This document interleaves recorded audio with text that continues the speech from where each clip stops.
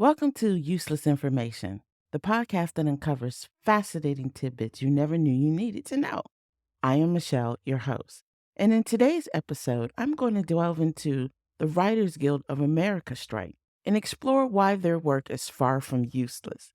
The WGA is a labor union representing thousands of talented writers in the United States, ensuring their rights, fair compensation, and working conditions are protected in the fiercely competitive realm of film, television, and new media. From crafting captivating scripts to breathing life into unforgettable characters, writers play a crucial role in the shaping of the stories we love. Thanks to the ongoing dedication of the WGA, writers enjoy essential benefits such as a pension and health coverage, along with the protection of their financial and creative rights.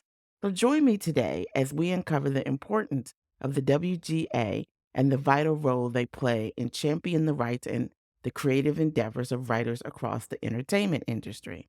But let's get a word from our sponsor first. It's time to put pen to paper and write your masterpiece, but you don't have to do it alone. Ever wondered how to breathe life into your characters? Or how to weave a plot that keeps readers on their seats? Find out all that and more in the upcoming creative writing presentation, Write a Novel, hosted by author Michelle Carey. With years of experience and a passion for helping others unlock their storytelling potential, Michelle Carey is your guide in the complex world of novel writing. On her YouTube channel, Michelle Carey Writes, she will take you on a journey, unraveling the art and science behind crafting a compelling novel. If you need fresh inspiration or are just curious about writing, this presentation is for you. Take the first step towards writing your novel.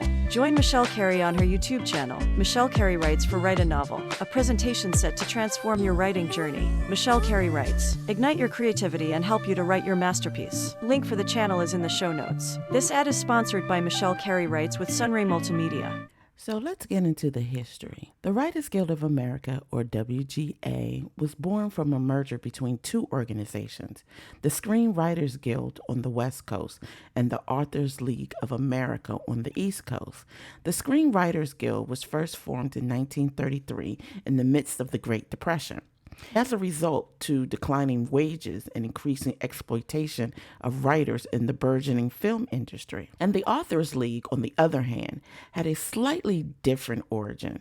Established in 1912, it was an organization that primarily looked after the interest of book authors and playwrights. However, as the radio and television industry began to expand, the League also started to represent these writers, leading to the creation of the Radio Writers Guild in 1937. Over the next 2 decades, these two organizations would independently negotiate contracts and labor rights for their members in their respective industries and coasts.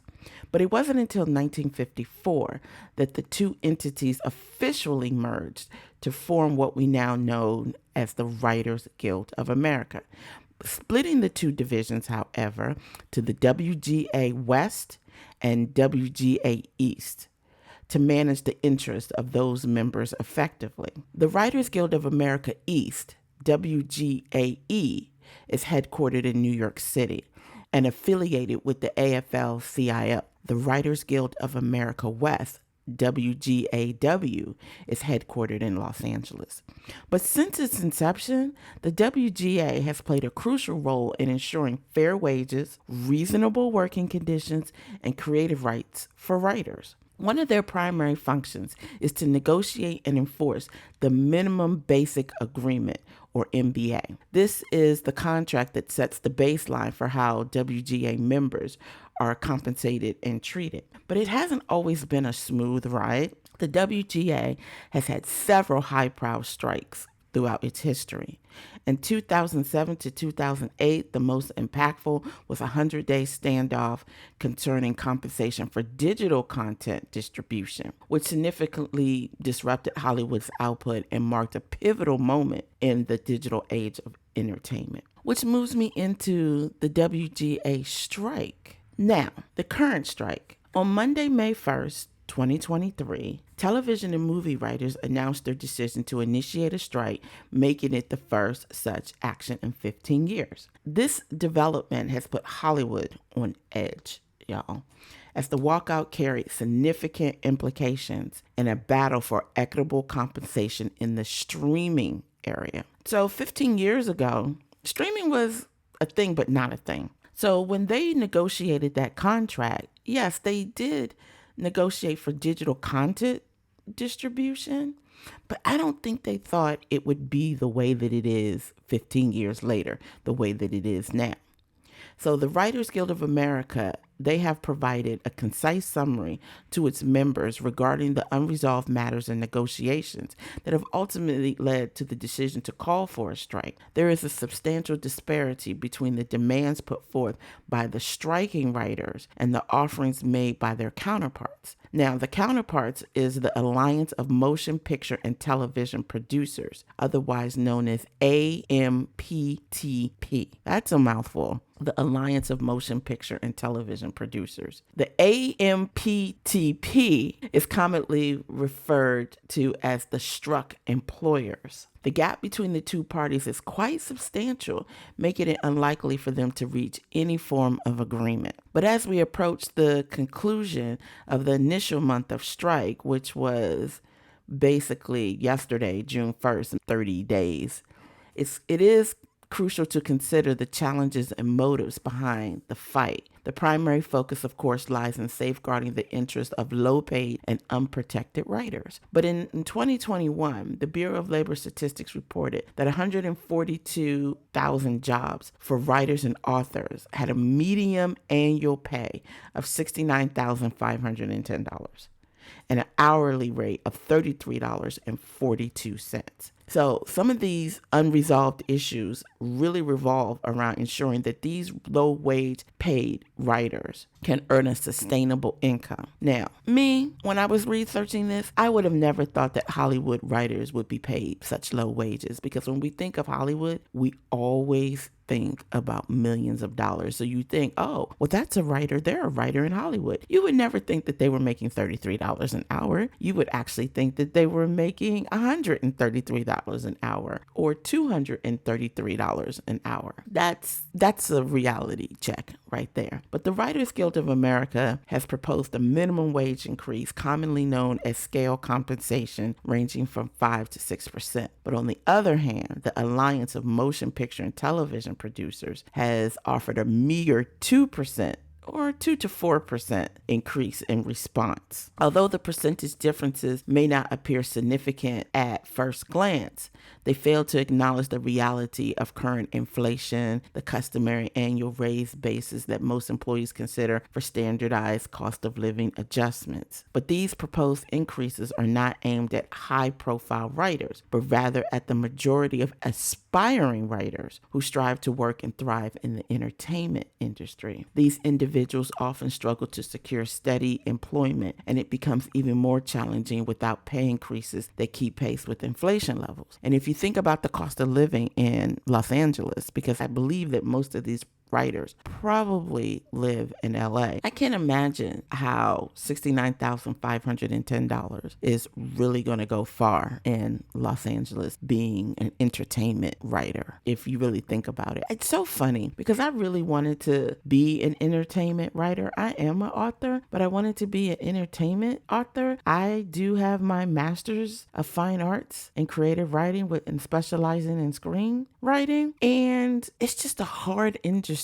to break into. It really, really is. And I can't imagine not having a solid income that's tracking with inflation. I can't. That's quoted by the WGA. They said the company's behavior has created a gig economy inside a union workforce, and their immovable stance in this negotiation has betrayed a commitment to further devaluing the profession of writing. And they go on to say, from their refusal to guarantee any level of weekly employment in episodic television to the creation of a day rate and comedy variety, to their stonewalling on free work for screenwriters and on AI for all writers, they have closed the door on their labor force and opened the door to writing as an entirely freelance profession. No such deal ever be contemplated by this membership. What we have here is the WGA saying, and I did hear about how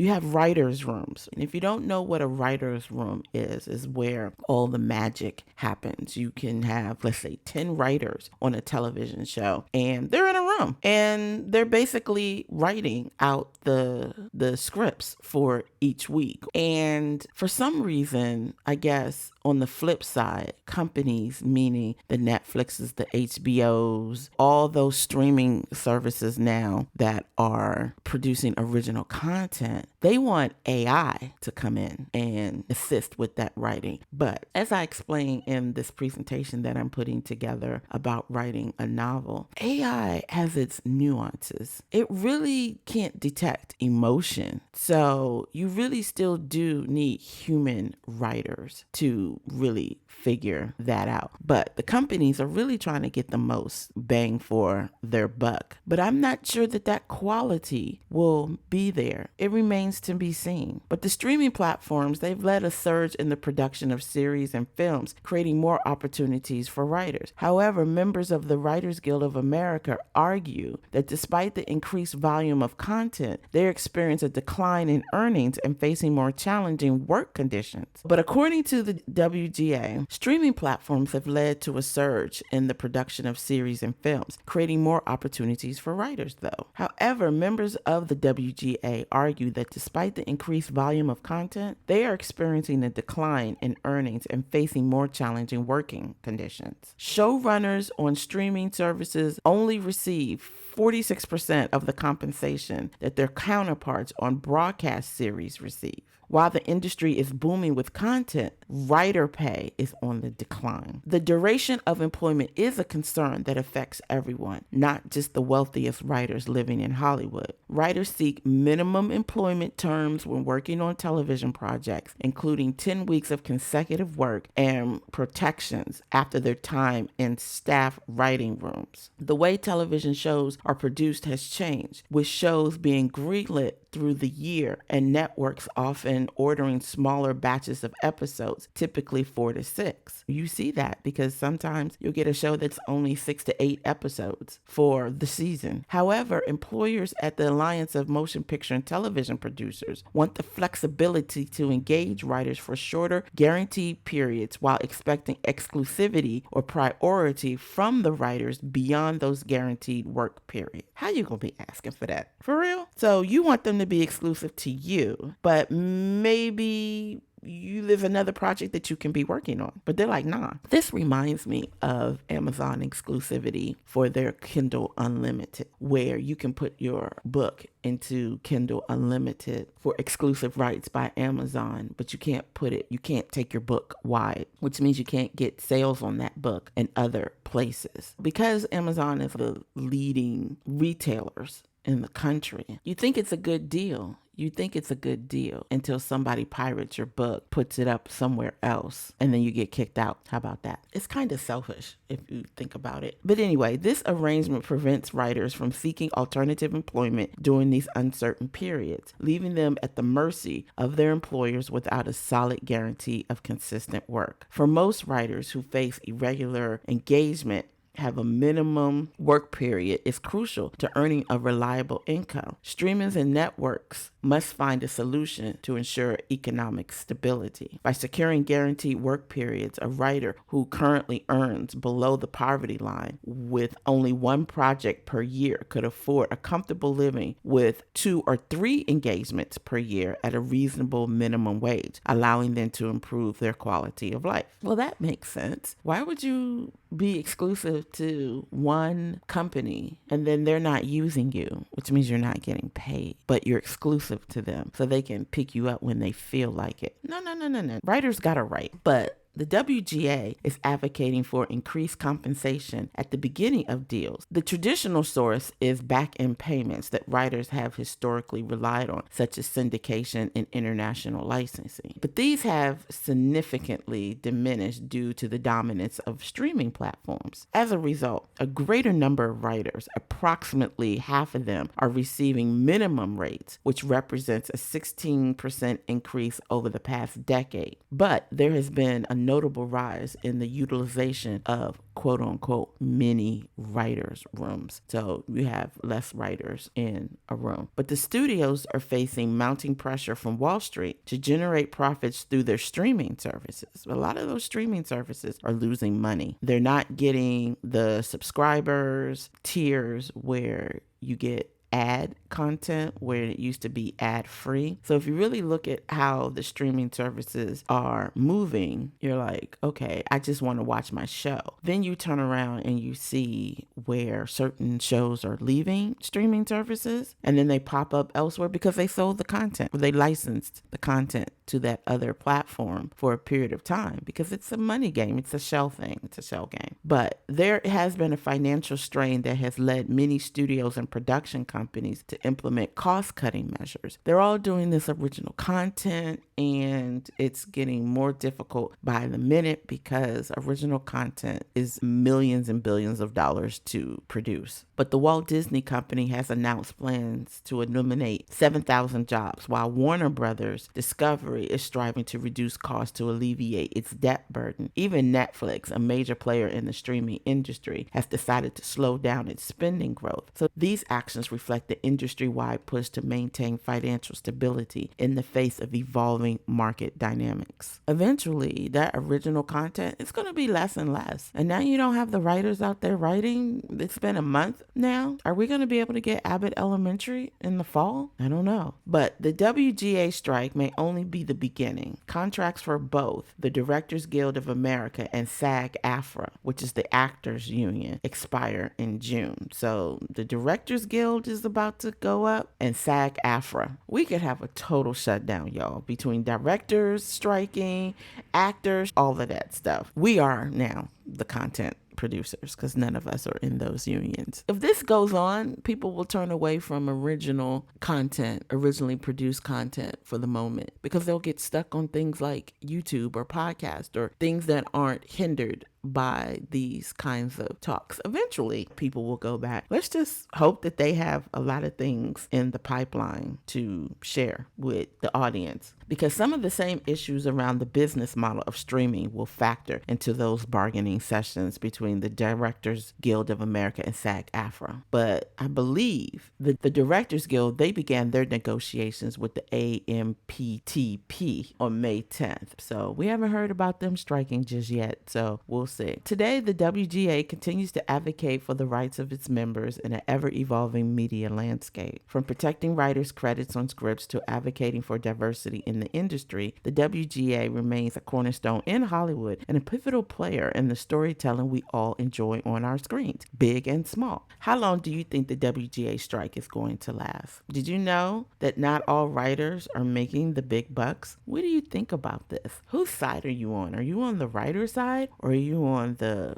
streaming content, the producer's side? I don't know. I'm on the writer's side because I'm a writer. Without the writers, the producers would have nothing. I don't care how much you think you can use AI. It's not going to work. But if you like what you're hearing in the Useless Information Podcast, please take the time out to hit the follow or subscribe button so you're kept up to date when another episode goes live. And if you like what you're hearing, do me a big favor and leave a review if you're listening on any major podcast platform like Spotify or Apple, iHeartRadio. And if you're listening to this on YouTube, please like and subscribe. Your follow, subscribe, and or review lets the podcast guys know, hell yeah, I'm picking up what Michelle is putting down. But thank you for joining me on this journey, and I'll see you next time for a more fascinating and seamlessly useless piece of information. I am grateful for your listenership, and thank you for being a part of the Useless Information crew. Today and always, until next time, be well, stay safe, and give love. This podcast has been produced by Sunray Multimedia and Michelle Carey.